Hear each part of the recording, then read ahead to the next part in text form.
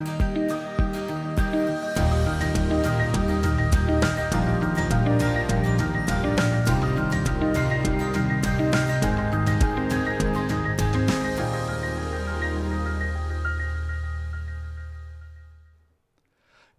morning and welcome to Hokmah and Coffee. It is almost Resurrection Sunday, which is exciting for me. Jesus is not dead, he is risen as he said.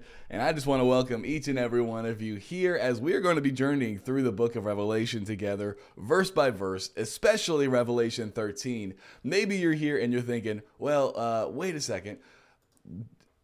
What about the mark of the beast? Like, I get questions about this all the time. The mark of the beast. How can we know? Is this the mark of the beast or is that the mark of the beast? We're going to talk about the mark of the beast today, as well as the image of the beast and the Antichrist and the false prophet. All of those things will be things we'll be discovering and uncovering today. And so make sure, if you haven't already, hit that thumbs up button and hit that subscribe button. If you're just joining us, we love helping people love God's word and understand God's word for themselves. And so join this community. Joining us today, as always, is my brother Jonah. It's good to see you this morning. How are you? I'm doing well. I can't believe that Resurrection Sunday is already here.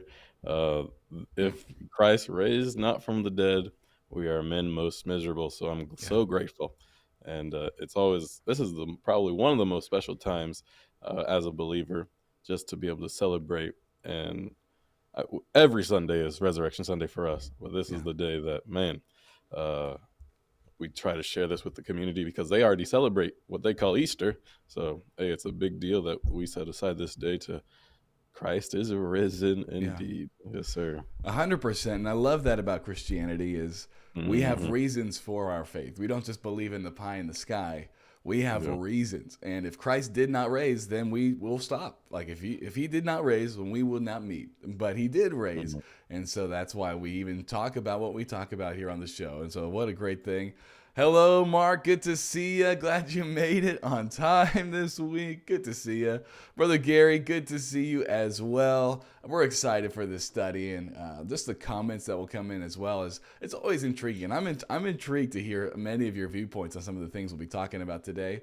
But before we get in, we'll do our preliminaries. We've got our free Hokmah and Coffee background in the description if you'd like that. We've also got the Hokmah and Coffee mug that you can pick up as well if you desire it. I'm actually working on a Hokmah and Coffee daily devotional right now that we'll be releasing hopefully early this summer, and so be keeping your eye out for that. But we also want to say a big thank you to Judy Murphy, Gary Pence, Maggie Diaz, Kathy Earnhardt, and Cindy Erickson for your support. Truthfully, we would not be able to do what we do without you guys, and so thank you for that, as well as for those who were the early adopters of Everything Church Pro University. You know, it's amazing. We are right now fleshing out what we hope to one day have like a full university course load on there. And yet we had some who jumped in early and they just jumped right in with us and they're supporting the vision and they're communicating with each other inside the community. And it's just been a blessing. Our goal with the community is to help finance in the future kids content. Right now we're working on a child's book that we're going to come out with, and hopefully even kids shows in the future, but these things also take finances. And so those who want to support the vision, they've jumped into the university and we're just enjoying our time there together. Right now we're an Old Testament survey, and if you guys want to jump in, you can take from Genesis up to 2 Kings right now. We're working on fleshing it out week by week. And then hopefully next class will be apologetics and New Testament survey. And we've got some other delicious courses coming up. And so that's there for you guys. If you want to help support the channel and those kinds of things, that is there for you. I think I have this little fancy graphic down there. But without further ado, I think we're going to jump right into the text. Is there anything else that you think we need to cover, John? Or are you ready to jump right into to Revelation? I am ready. All right, here we go. Revelation 13. Revelation 13. Now, this whole first section's pretty big, and I think, John, if you want to read verses 1 all the way down to verse 10, it's a big section of verses, and then we'll work through it verse by verse together. For sure. And I stood upon the sand of the sea, and saw a beast rise up out of the sea, having 7 heads and 10 horns, and upon his horns 10 crowns, and upon his heads the name of blasphemy. And the beast which I saw was like unto a leopard, and his feet were as the feet of a bear, and his mouth as the mouth of a lion. And the dragon gave him his power, and his seat, and great authority. And I saw one of his heads as it were wounded to death, and his deadly wound was healed, and all the world wondered after the beast. And they worshipped the dragon, which gave power unto the beast, and they worshipped the beast, saying, Who is like unto the beast? Who is able to make war with him? And there was given unto him a mouth speaking great things and blasphemies, and power was given unto him to continue 40 and 2 months. And he opened his mouth in blasphemy against God, to blaspheme his name, and his tabernacle, and them that dwell in heaven.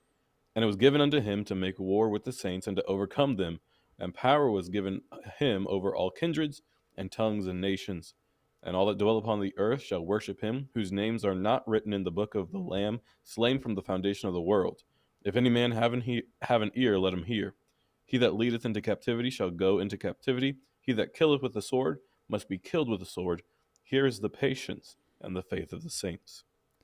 Really interesting section that we're covering here. We're going to be covering the second section as well, Lord willing, today. But this first section, we see a beast out of the sea. A beast out of the sea. And it's really, it's hearkening back to Daniel, especially Daniel 7. If you've read through Daniel 7, you're going to realize there's a lot of correlations between what we see here and what we've seen in Daniel 7. And right here we see the beast out of the sea, which is interesting. As we were doing some study yesterday, we saw that the sea oftentimes is referring to the Gentile nations. And so some would say that this beast who rises up out of the sea is a Gentile. Now, there's not conclusive evidence on this, but it is an intriguing thought that this is a Gentile who will be whoever this is, okay? And then we go on to 7 heads, 10 horns, and upon his horns 10 crowns. Really interesting that this is a lot like the dragon in the last chapter, but also more like what we see in Daniel 7. That beast, that is the fourth beast, that has those 10 horns and those 10 crowns, but 3 of the horns are displanted by a small horn that arises and speaks blasphemies like we see in this section here. And that small horn would be the Antichrist, okay? And so this is that beast that we see that comes out of the sea, and upon his heads are the name of blasphemy, which is weird. What in the world? What's going on here? But upon each of his heads, there's this blasphemy against God. And the beast is like unto a leopard, has the feet of a bear, and his mouth the mouth of a lion, which if you've read Daniel 7, you'll realize that's like the first 3 beasts. This is the 4th beast, but he's a lot like the first 3 beasts, but yet different and distinct from them, and like nothing else we've seen.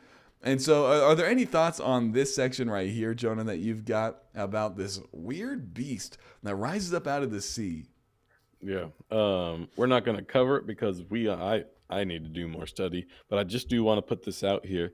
It seems as though in chapter 17 of Revelation, we get a little bit more description, and it kind of is a head-scratching description.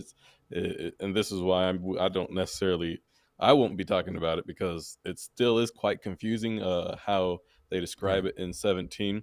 And we want to do some more study. But just keep that in mind as we continue.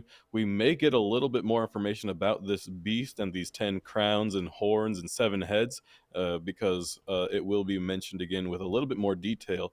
But at this point, it seems to be that this would be the Antichrist. Some people do believe that this is the resurrected Roman Empire and whatnot. But it seems, as we just continue reading through this chapter, that this is the Antichrist. Right, and I agree. And we're not going to do too much diving in on it, but then I think it is what you said, Revelation 17. It talks about the woman who's riding the beast out of the sea. And it says that the 7 heads were 7, was it kingdoms or nations or something like that? And so that gives a little bit of clarification there. But it's also weird, and that's why we're not going to talk too much about it, because we have to meditate on it more, that these 10 horns with 10 crowns are also kingdoms or nations. And we believe this is a 10-kingdom federation. What's the 10 and the 7 all about? I'm not too sure. One theory is that the 10 is the initial one. And then you look at Daniel, 3 of them are disposed by the Antichrist. Maybe that's why there's also the 7. Another person said that maybe the 7 heads are the 7 great kingdoms of the history, like Egypt and Babel, and you just keep going down. I don't know all the kingdoms off the top of my head. I don't know. And so it's an interesting thing, but I do know the 10 horns and the 10 crowns seem to be the most clear, that there is a 10 kingdom federation under the Antichrist, okay? A 10 kingdom federation under the Antichrist, and they are like the other kingdoms that came before it, but more so. They kind of assimilate those other kingdoms: the leopard, the bear, the lion, which represented the first 3 kingdoms in chapter 7 of Daniel. So really interesting, really interesting. Let me look here. Let me come over to these. Oh, about Easter. Yes, it's exciting having a baptism at our sunrise service. That's exciting. Good morning, Michael. Good to see you this morning. And then it says, this is where Revelation gets tough. I'm going to make sure we can see it. Where Revelation gets tough and needing deep study. Oh, I agree, 100%. And I'm going to be excited to hear some of your guys' thoughts on this. But as we look here, we see that the person who gives him his power is none other than the dragon. The dragon gave him his power, his seat, and his great authority. And so as we look at this Antichrist figure, who seems to be heading a 10 kingdom federation, we know that this power comes from Satan himself. You say, well, how do you know the dragon is Satan? If you were with us last week, you know exactly how I know the dragon was Satan. But in chapter 12, it explicitly tells us that the dragon is the devil and Satan. It gives us all of his names. And so we don't have to wonder about who gives him his power. The one who gives power to this beast out of the sea is Satan himself. And then we get to verse 3, which is really strange. It says, and I saw one of his heads as it were wounded to death, and his deadly wound was healed, and all the world wondered after the beast. So, I do believe this is talking about the Antichrist, that his head was wounded to death, yet the wound was healed. And I believe this based on further down when we get to the false prophet. The false prophet makes them worship the beast who was wounded unto death and yet lived. And so I believe this is referencing the Antichrist, that he will receive a deadly wound and yet will be like resurrected, and it'll be like a faux Christ. He is the Antichrist after all, so this would be befitting him. And this is why many people will worship him, because he seems to die and yet rises again. And I think it will help them justify even the deaths of those false prophets. They're gonna be like, see, okay, yeah, we were kind of thinking, maybe God's against us because those false prophets rose again, and we've never seen that before. But now our leader's risen again as well, meaning we're on the right side. We got the powerful one with us. And so I think this is going to be a weird time to be alive. With all these people and all the supernatural things that are happening, it'll be like the times of Jesus and the times of Elijah and the times of Moses. It'll be like those times when these are supernatural events that seem to just be happening over and over and over again. But are there any thoughts that you have about this deadly wound that happens? It seems, I think we were reading something yesterday, and I never have thought about this, but it does seem that it's like a faux trinity. This Antichrist has a wound to death and is healed and marvels, and he's getting his power from the dragon. And we're going to see the next person right at the end of the chapter who's going to convince people to worship this first beast and all that. And it just seems like they're trying their best to they look at the real deal, Jehovah, and the God, the Son, the Holy Spirit, and like, man, they've got it together. Let's try to copy it as much, because that it seems like it is. And you can just see so many similarities of all 3 of those characters to the Trinity of the Godhead. 100%. Satan is not original. He is a copycat. No. He's a thief from the beginning, a liar from the beginning. And it is so much like the Trinity. We've got the dragon replacing God the Father. We've got the Antichrist replacing Christ. And we've got the false prophet replacing the Spirit, because the Spirit is the one who testifies of Jesus. And Jesus says he won't speak of his own. he'll testify of me. He points back to Jesus, and that's what the false prophet does, that we'll see in a second. So thank you for that. That's a great addition there. Also, I agree with the 10 kingdoms idea, and I think that's a very clear and easily distinguished one based on the crowns that are given them and Daniel 7. I think that when you hold those two together, it seems like it's the only logical one, although I'm open to hear other people's thought processes and reasons. Maybe I could be mistaken, but I think that is what it's saying there. Let's come forward. I don't think that makes sense. Let's go on. Let's keep going. It says, and all the world wondered after the beast, and they worshipped, and this is so weird to me, they worshipped the dragon, which gave power unto the beast, and they worshipped the beast, saying, who is like unto the beast? Who is able to make war with him? And there was given him a mouth speaking great things and blasphemies, and power was given unto him to continue 42 months. Let's stop there for a second. It's so weird to me that right here we see them worshiping Satan in this tribulation period, the last 3.5 years, the 42 months. I'm just thinking, like, how could anybody ever want to worship Satan? That doesn't make any sense to me. But our world, even now, is becoming more and more obsessed with the occult and with Satan. And although they would say they don't believe in God, for some reason they believe in Satan, and they're like siding with him. They're like on his team. It was a couple months ago, I was at Barnes & Noble, and they are putting out books for children about being witches, about sorcery, about occultic things, and they're pushing it on our kids. I don't think it's any, I wish it wasn't a shock, but Disney is putting out things about kids being witches and warlocks and exploring the witching kind of lifestyle. It's really disturbing. But that's where we are today, and that makes this section seem even more plausible, that people in the last days are not just going to kind of be dabbling in the occult, but they will full out worship the dragon because he gave power unto the beast. And I think this is a commentary on humanity, that we want power above everything else. And I think we need to check our hearts at the door. Because when we want power above everything else, we can get ourselves into trouble. And we can be a lot like the prodigal son. God, give me what you have. I don't care about you. Just give me the power. Give me the funds. And I'm going to go live life my way.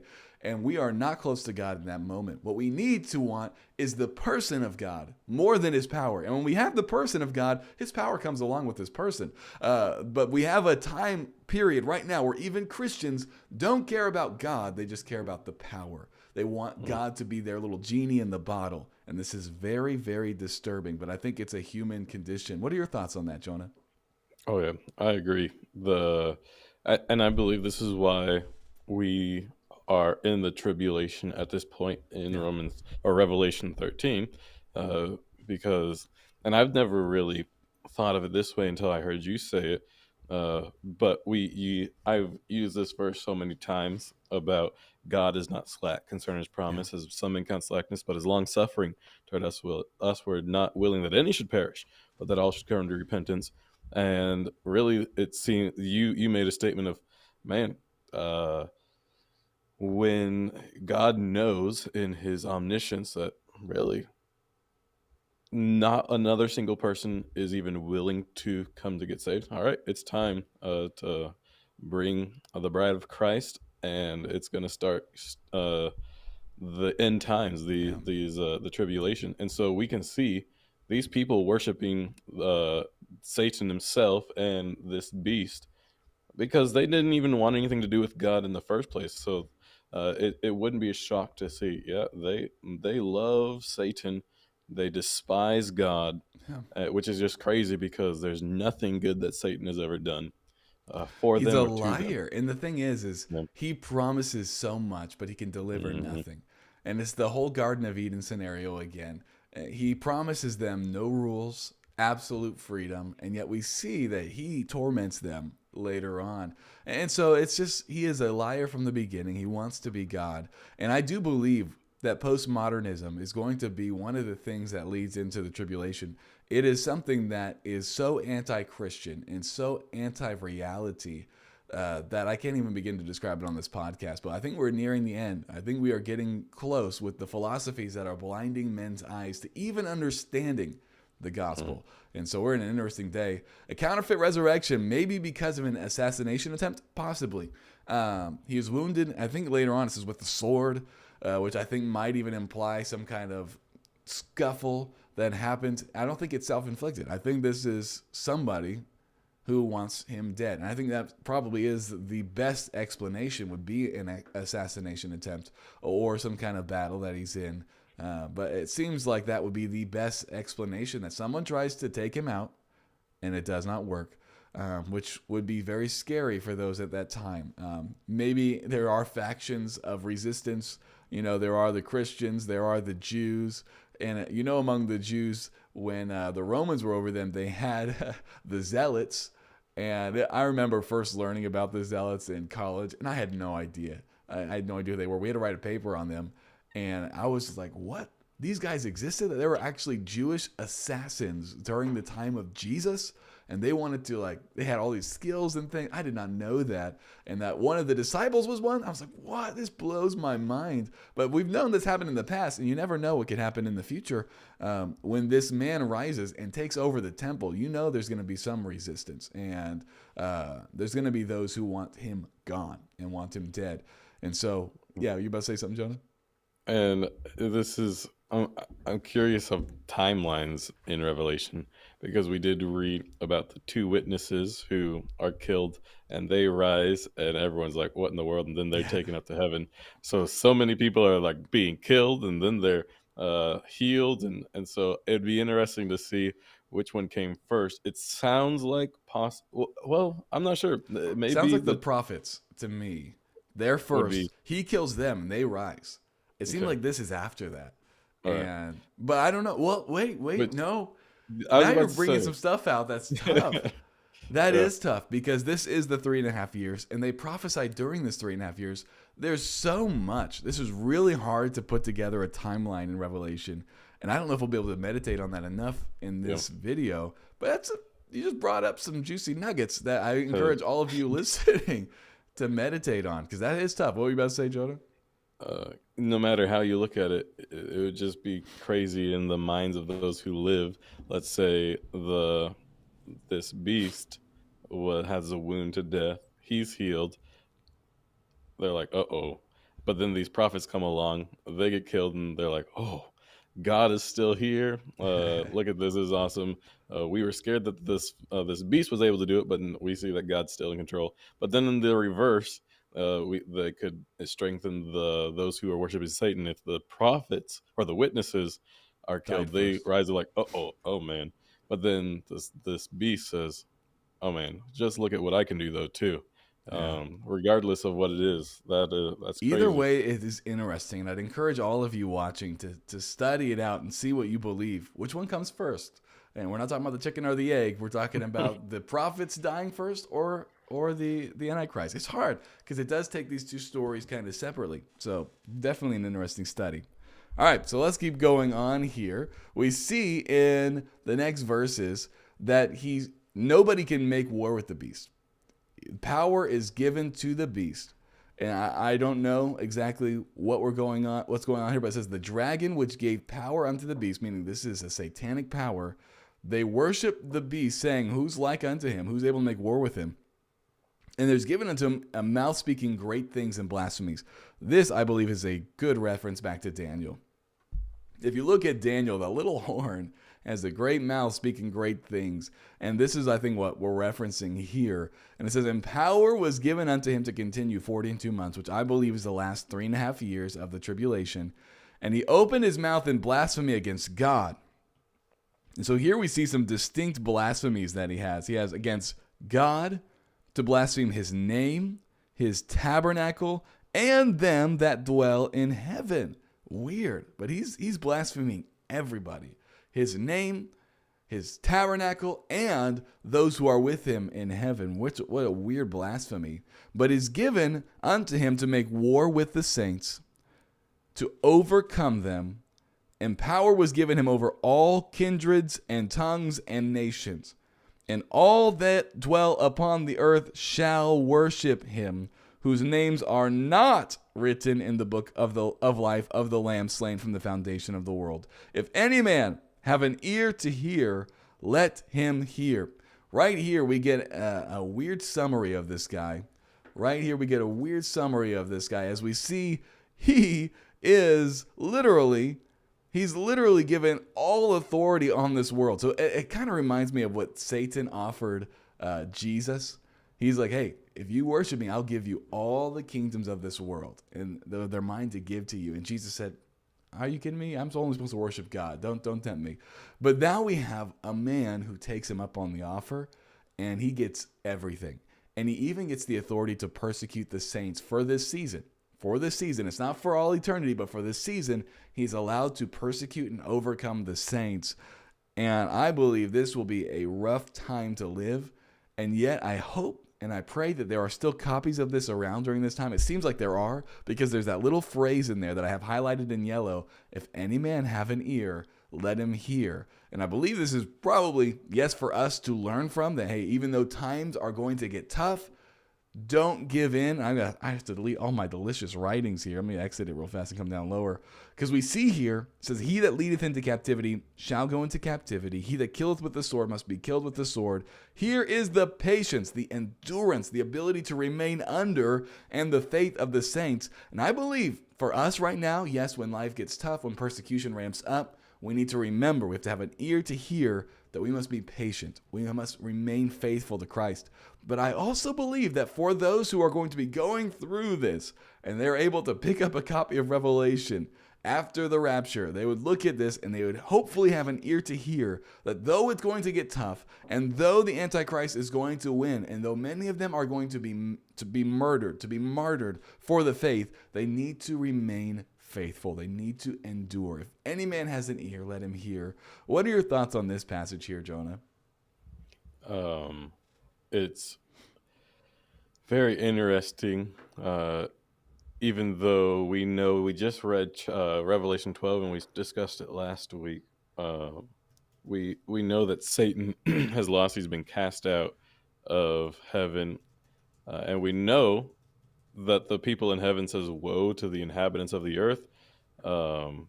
It is going to be rough, and so we absolutely know that those Christians, these believers that are on earth, it is not going to be easy, but it's going to be worth it in the end when they see their Savior. But it also, I just keep seeing as we look at this description of the beast. Seems like it's his campaign, even though he knows he's lost, and he knows that maybe even the dragon has deceived him. I don't know, because he's human. It's like his campaign, if you want to call it that, of trying to get people to the dragon's side. And we can see that when Christ was on earth, man, he drew multitudes, saying, "Hey, I'm pointing you to Almighty Jehovah, and follow me," and all that. And he's almost doing the opposite of what this beast is doing. Jesus never really blasphemed or cut down Satan, but with his words, he was pretty much the antithesis of what Satan was. And now this beast is here doing the exact opposite, saying, don't listen to God. I'm blaspheming his name, his tabernacle, all of them that dwell in heaven. Don't waste your time with that. And so he's doing the exact opposite while he's on earth, trying to get people to come the opposite way. So it's just a very interesting type of description we see here. It really is the Antichrist, the upside down version of Jesus. Yeah. He stands for everything that is antithetical. So very interesting. I want to look over here at a couple of the comments. I think one came in here. Some say that the Antichrist actually dies from the head wound, but will be indwelt by Satan himself and resurrected, which I'm not against. There's definitely enough room in the text for that exact interpretation. Because we do see here that says that there was he was wounded. It says, as it were, wounded to death. So there is some room that it wasn't fully dead and that this was a resuscitation. But there's also room that this was death. That he was actually wounded to death. It's just the as it were that leaves room that it wasn't complete death. And then his deadly wound was healed. And then we see the dragon's the one that gives power unto the beast. And so it's going to be like another Judas Iscariot thing. The devil enters into him, and the devil is the one. He literally, I was reading a commentary that Whether or not the devil is literally controlling him or not, which I think there's a lot of evidence that he is, the Antichrist is like the embodiment of the devil. The same way Christ was the embodiment of God, that he could say, if you've seen me, you've seen the Father. The Antichrist could almost say, if you've seen me, you've seen the devil. Like you can literally, he's the embodiment of him. So I could see a lot of good evidence for that. Well, let's keep going on. We're now moving on to the second person here. We just talked about the Antichrist, which was the beast out of the sea. Many would believe that he was a Gentile then. Now let's look at the beast out of the land, okay? So here we go. We've got the second beast. And John, I'm going to have you read this last section, verses 11, all the way down to verse 18, and then we'll dive into it. And I beheld another beast coming up out of the earth, and he had 2 horns like a lamb, and he spoke as a dragon. And he exerciseth all the power of the first beast before him, and causeth the earth and them that dwell therein to worship the first beast, whose deadly wound was healed.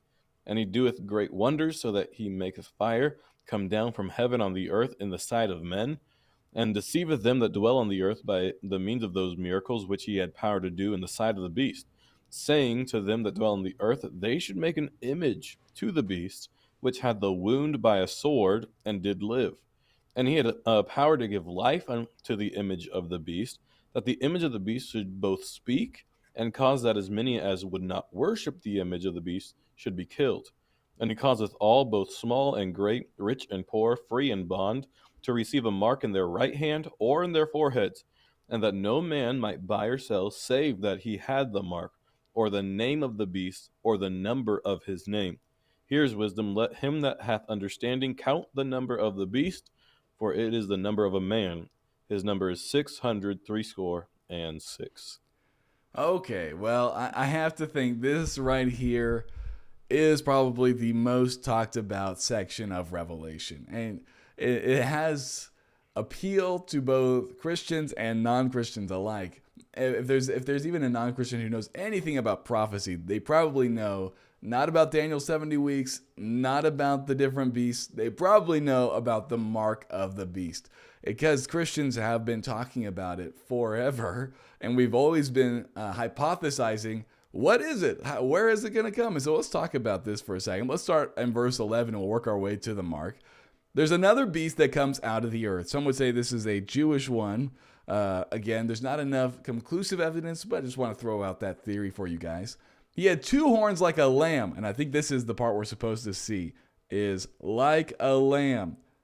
But he spake as a dragon. This is like the epitome of a wolf in sheep's clothing. He looks good. He looks smooth. He looks like Jesus would look if he were on this earth.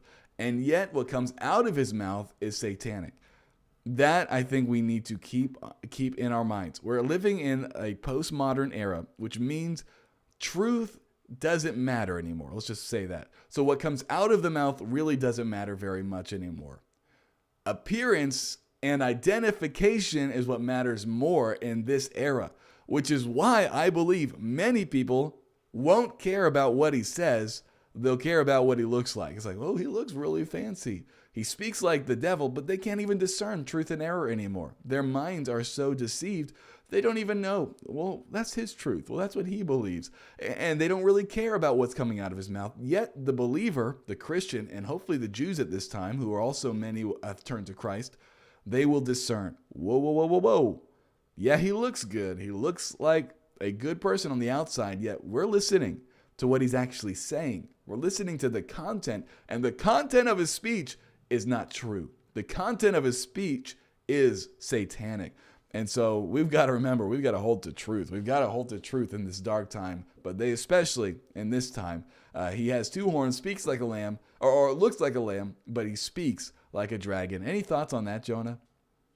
No, it is a description of what we already are experiencing, like you said, and he's going to be really the epitome of this philosophy. Yeah, and so verse 12 says, he exerciseth all the power of the first beast before him. So this dude, he's got the power of like the first guy, and he causeth the earth and all of them that dwell in them not to worship himself, but to worship the first beast whose deadly wound was healed. And that's why we call him the false prophet. He's not like another Antichrist. He is more concerned that people worship the first beast whose deadly wound was healed. And he does a bunch of stuff. He does a bunch of stuff to get them to do it. I want to look at this. I just saw a comic and I want to read it while it's still in context here.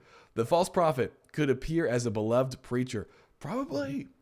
He looks like and I'm going to say a Christian just because of the phraseology that he looks like a lamb.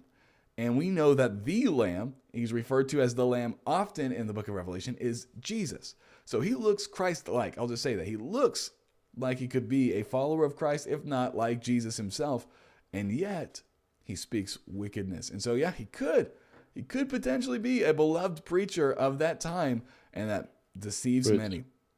Yeah, that is interesting. I love that because already in Revelation, who has been described as a lamb? Jesus.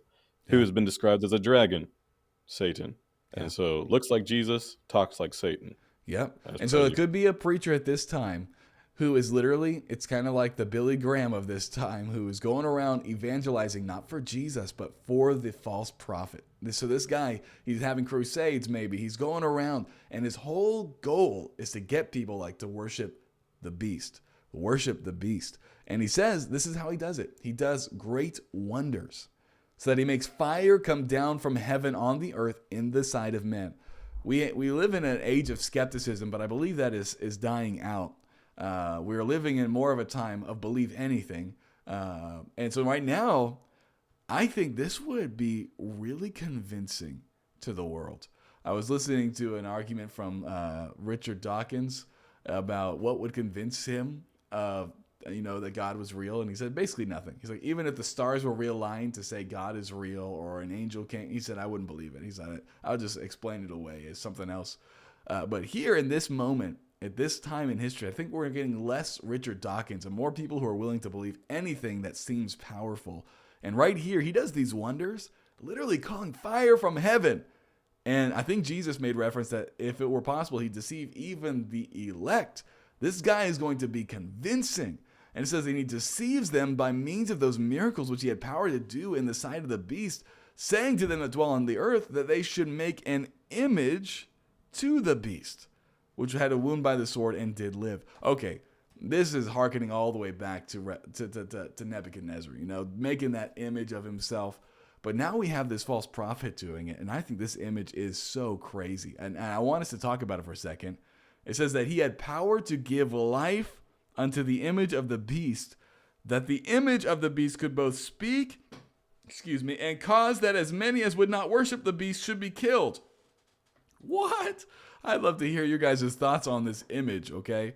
This is weird, and this is where we can get into speculation, because the truth is we'll know when it happens that this is what it is. But right now we don't know, and so we can use our sanctified imagination to kind of assume what could be possible. And so, Jonah, do you have any thoughts on what this could possibly be in your own mind, just in your own imagination? If you don't have any, you don't have to make anything up. But any thoughts on what it could be? I do not. Before I continue on with that, just we do see, and sorry, it's kind of we're going backwards to go forward. Yeah. But it's very weird that this false prophet could be a preacher and very deceiving. But any believer ought to have a red flag whenever someone says, let's make an image, because he could be, because he's having all these wonders. He has the power to do these miracles. And so a believer might be like, this got to be from God. Look at this. And he's telling me to worship this guy. So this guy must be from God. But the moment he says, let's make an image of this beast. Uh-oh. I don't ever see that in scripture. We never made an image of God or his son or whatever. I'm okay. I have some reservations. That's kind of weird. It's kind of in the 10 Commandments too. Don't make any graven image. So that's important. However, I have no idea what this image could be. I know you have some thoughts, which definitely is a possibility. It is intriguing to hear your thoughts of what it possibly could be. This is where I have no idea. I'm a very cut and dry kind of man. I like mathematics.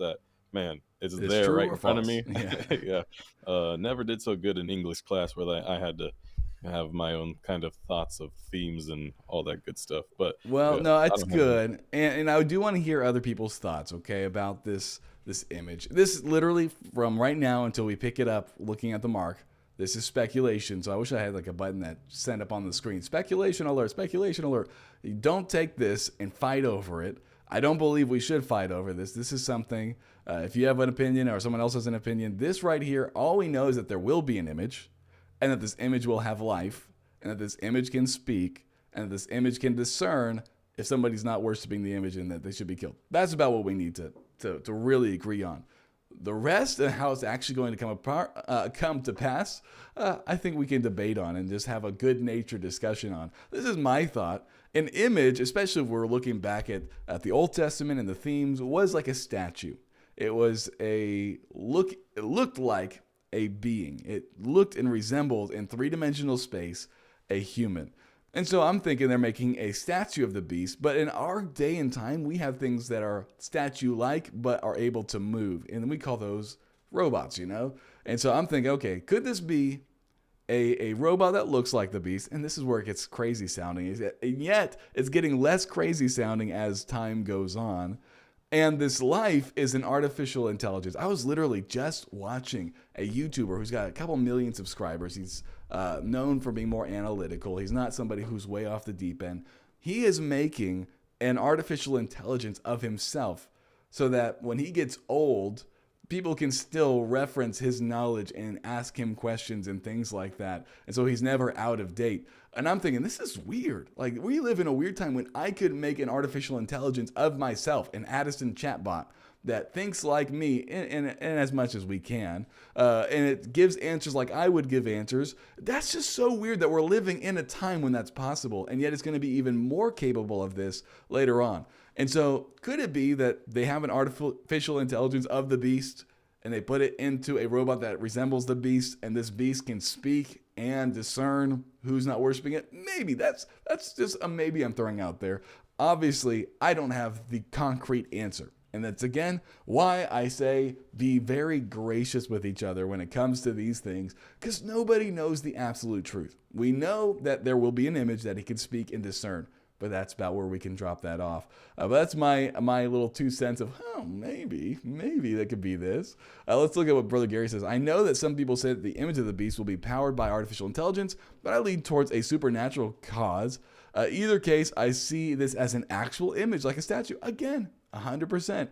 Either way, we agree on the facts. The facts are there's going to be an image. This image will be able to speak. It will have life.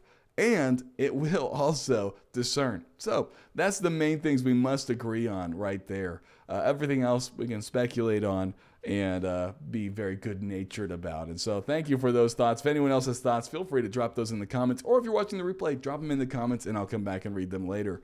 But let's look here.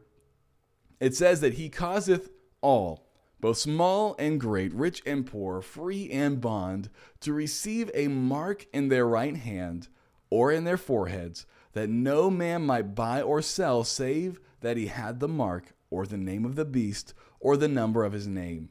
Here is wisdom. Let him that hath understanding count the number of the beast, for it is the number of a man, and his number is 666, or 666, 666. What is this? Okay, so we know that this he, which I'm just going off this. I think this he is the same he as here.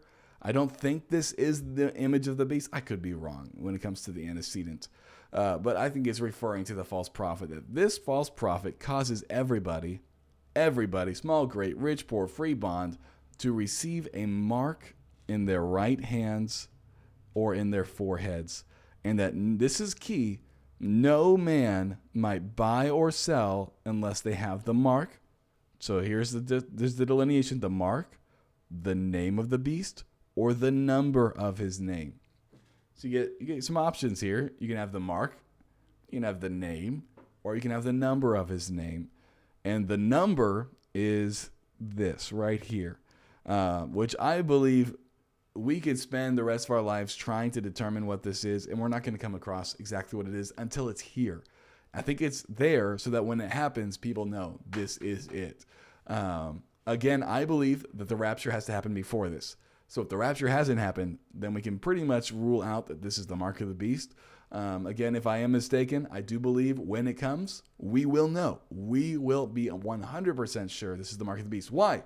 Because his image is speaking. Like, there is the image of the beast. That's going to be a red flag right there, that there is the image of the beast, there's a false prophet demanding us to worship the image of the beast, and then he's going to require for us to get this mark to worship the beast as well. And that unless we are worshiping this beast, we can't buy or sell. And I do think we had some precursors already. Precursors, I know in COVID, there was a lot of warning signs that were precursors to the mark of the beast. Really big precursors. Hey, Miss Belinda, good to see you.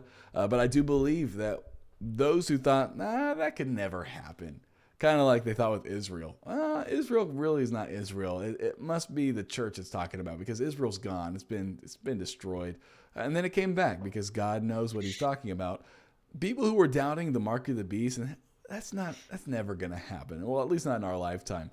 When COVID happened and they began demanding that you can't buy or sell without a vaccination card, man, I think a lot of people began to seek Jesus during COVID because they began to see biblical things coming true.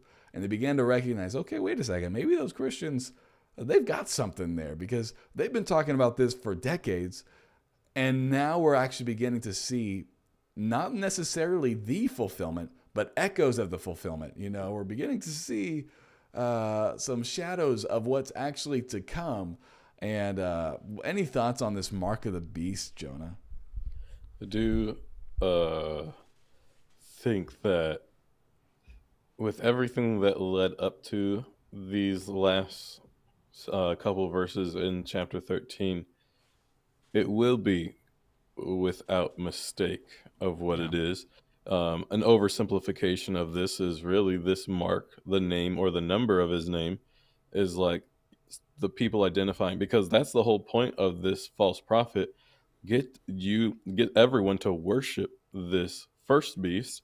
Yeah. And so if you put the mark on your right hand or your forehead, or the name of the beast or the number of his name on those locations of your body, it's like, I'm part of the club. That's the oversimplification. I want to identify with him. I don't really even care that I need this to buy or sell. I love this person. I'm worshiping this person. This is just me showing that I am all in with this person. And I do believe that the scriptures say that you can't buy or sell, to scare those who say, I think I got to. I think I've got to just give in and worship this person, or I'm going to die. Yeah. And so I think it's going to be extremely clear. We don't have to wonder, is this the mark? No. They're going to try to get you to worship this beast. Right. And so I think it's going to be. And I think that makes the great case for us not knowing what it is right now, because there is a foundation needed to be laid. And the foundation is the beast must be revealed. The man of sin must be revealed.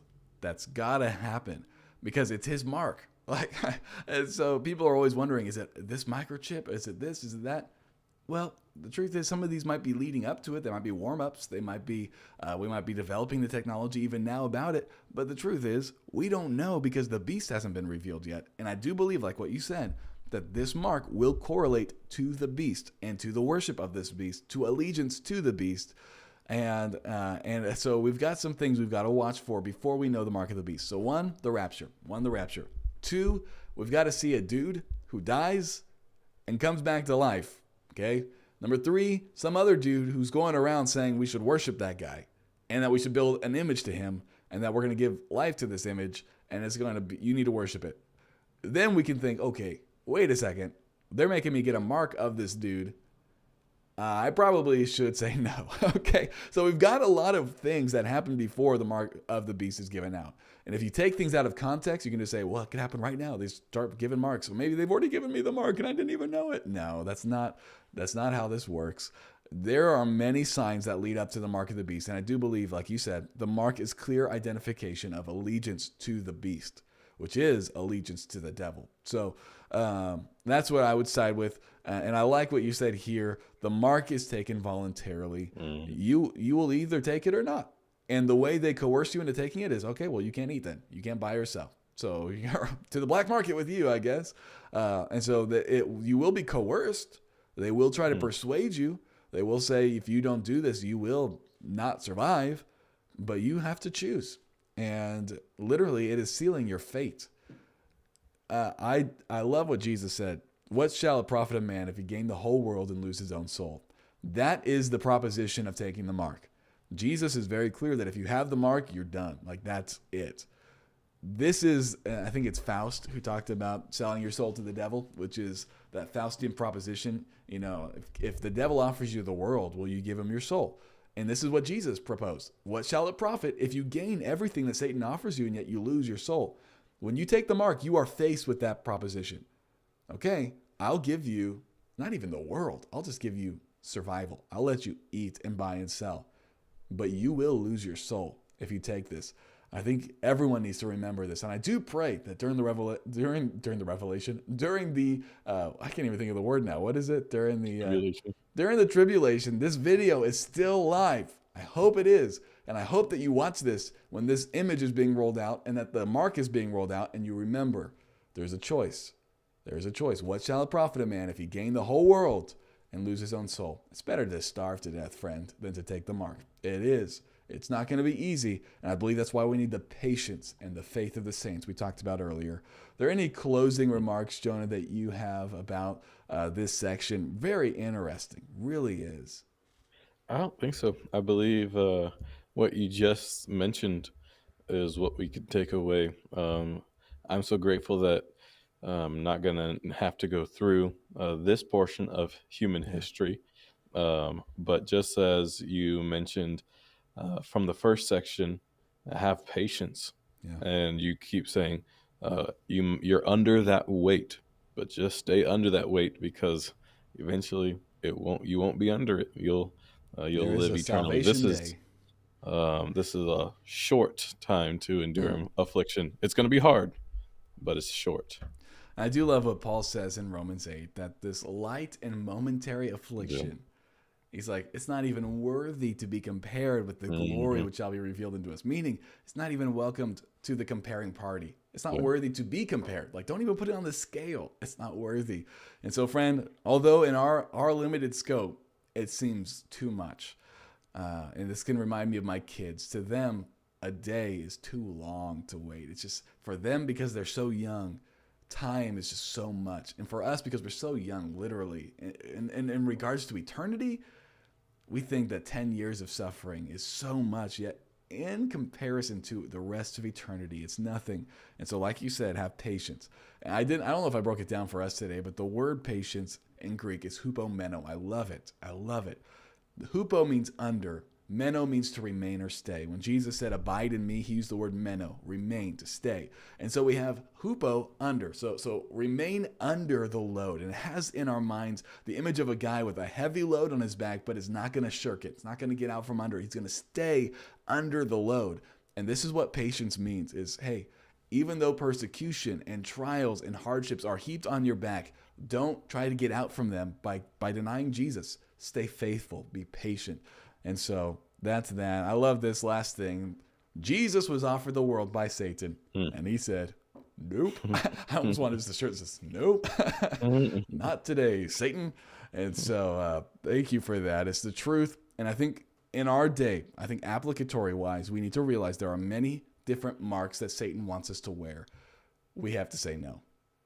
Satan wants us to affirm alternate lifestyles. We have to say no. Well, then you're going to be demonetized. You're going to be taken off this and that.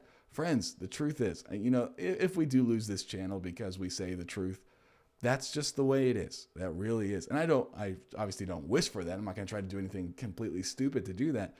But we're not going to take the mark. We're not going to, and I'm not saying the actual mark. I'm just talking about the marks that we are offered today. He wants you to say you are allegiant to me and my doctrines. We have to say no. We are allegiant to Christ and to his doctrines alone, even if it costs us. Even if it costs us dearly, we're going to. And that's been the message of Christians since the time of Christ, that we will stand up for truth, even if it costs us everything. And I want to encourage you today, stand up. Stand up for Jesus, you soldiers of the cross. Well, I think that's a good way to end today. Thank you all for joining us. I pray you stay encouraged in the Lord. Stay studying the Word. His Word is so delicious and good. And we'll see you guys, Lord willing, next Friday.